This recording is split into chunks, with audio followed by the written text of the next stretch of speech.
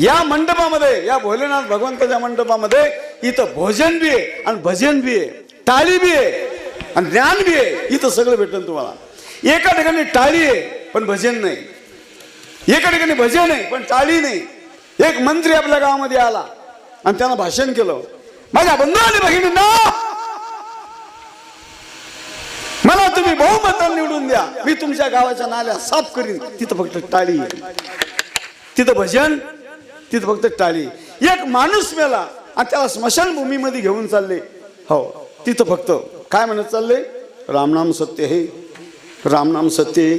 आणि इतकंच फुकट होतं का? नुसतं भजन आहे पण टाळी नाही. इथं भोजन बी आहे, भजन बी आहे आणि टाळी बी आहे.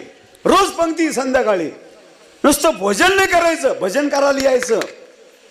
आणि ज्याला भजन नाही केलं, नुसतं भोजनच केलं, त्याचं कधी चांगलं होणार नाही.